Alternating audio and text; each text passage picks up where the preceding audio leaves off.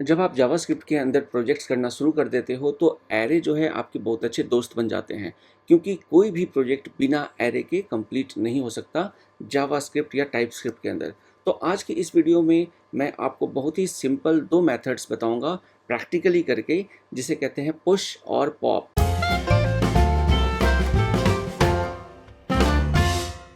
देखिए, सबसे पहले मैं एक एरे डिक्लेयर कर लेता हूँ। मैं लेता हूँ लेट आइटम्स इक्वल टू, हम यहाँ एक एरे बना लेते हैं। ठीक है, तो बाय डिफ़ॉल्ट हमने सपोज एरे बना लिया आइटम 1, आइटम 2, आइटम 3 और एक हम ले लेते हैं आइटम 4।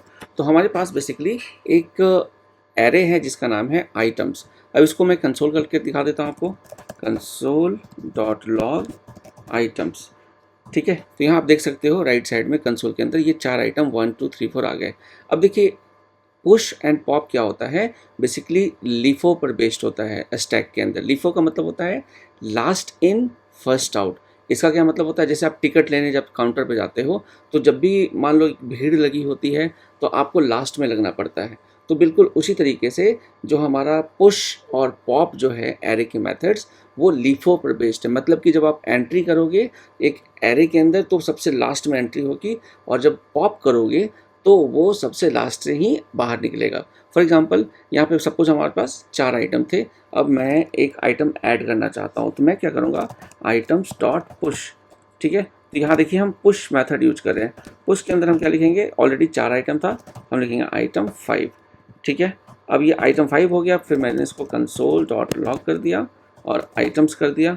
ठीक है, तो अब आप देखो यहाँ पर हमारे पास अब कितने आइटम्स हो गए, अब हमारे पास 5 आइटम हो गए, 1 2 3 4 5।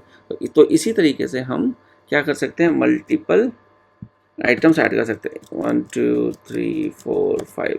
तो लेटेस्ट से मैंने और भी आइटम्स ऐड कर दिए, और इसको मैं कर देता हूँ 6।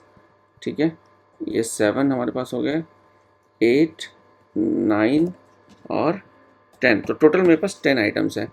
ठीक है, अब कंसोल डॉट लॉग आइटम्स।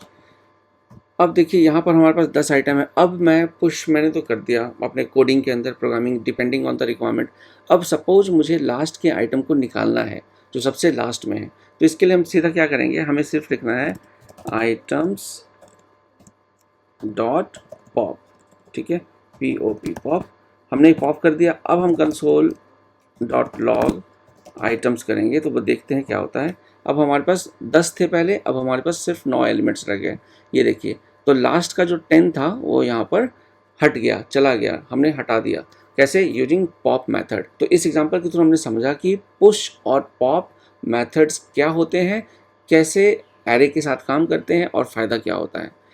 अगर मैं रियल लाइफ सिनेरियो की बात करूं तो सपोज यहाँ पर मैं मान लेता हूँ कि हमारे पास लेट शॉपिंग कार्ट, अगर आप एक शॉपिंग कार्ट एप्लीकेशन बना रहे हो तो उसके अंदर आपके पास एक एरे है, और उस एरे के अंदर आपके पास 3 आइटम्स हैं। सपोज आपने एप्पल ले लिया और बनाना ले लिया, एंड आपने सपोज एक आईफोन भी ख़रीद लिया। ठीक है, अब ये हमारे पास क्या है कि एक शॉपिंग कार्ट के अंदर ऐड कर दिया हमने। अब इसको मैं कंसोल डॉट लॉग करता हूँ शॉपिंग कार्ट, तो हमें ये 3 आइटम दिख गए। इसके बाद यूजर ने क्या किया, लेट रिमूव आइटम। ठीक है, एक वेरिएबल लिया हमने कोडिंग में, और इसमें हम शॉपिंग कार्ट डॉट पॉप कर दिया। तो ये पॉप करते ही क्या होगा, ये रिमूव्ड आइटम में कौन सा आइटम आ जाएगा, आईफोन आ जाएगा। ठीक है, और तो इसके बाद हम करेंगे कंसोल डॉट लॉग और शॉपिंग कार्ट। ठीक है, और तो यहाँ पे हमारे पास अब 2 आइटम्स आ गए, नॉर्मल एप्पल जो फ्रूट है और बनाना, और जो हमने रिमूव किया उसको भी हम प्रिंट करके देख सकते हैं, console dot log removed item. ठीक है, तो रिमूव्ड आइटम हमारे पास आ गया आईफोन। तो इस तरीके से हम पुश एंड पॉप के साथ प्ले कर सकते हैं एरे के अंदर। ध्यान रखिए, एरे बहुत ही इंपॉर्टेंट है, तो पुश और पॉप आप हमेशा यूज करोगे अपने प्रोग्रामिंग प्रोजेक्ट्स के अंदर जो जावास्क्रिप्ट या टाइपस्क्रिप्ट में बनाया जाता है। वीडियो पसंद आई हो तो चैनल को सब्सक्राइब करना ना भूले, और चलिए मिलता हूँ अगले वीडियो में अगले किसी प्रैक्टिकल टॉपिक के साथ। तब तक के लिए जय हिंद।